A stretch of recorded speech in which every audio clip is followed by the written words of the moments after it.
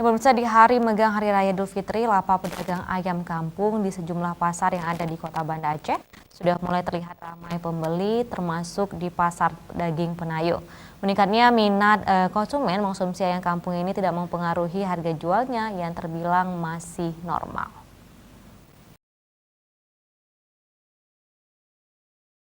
Di hari megang Hari Raya Idul Fitri, bisnis penjualan ayam kampung mengalami peningkatan peminatnya, seperti yang diungkapkan sejumlah pedagang yang berjualan ayam kampung di Pasar Penayung Banda Aceh Saiful Bahri. Penjualan ayam kampung meningkat hingga 70%, biasanya ia bisa menjual 20 ekor lebih per harinya. Namun kini selama megang Hari Raya Idul Fitri, 50 ekor lebih ayam kampung bisa dijualnya. Namun Saiful Bahri juga menambahkan, meningkatnya minat masyarakat Aceh untuk membeli ayam kampung ini dikarenakan selama megang Hari Raya ini, banyak warga yang mengkonsumsi daging. Meningkatnya akan permintaan daging ayam kampung ini sangat meningkat, membuat beberapa pedagang tidak menaikkan harga. Saat ini ayam kampung ditawarkan dari harga Rp35.000 hingga Rp150.000 per ekornya.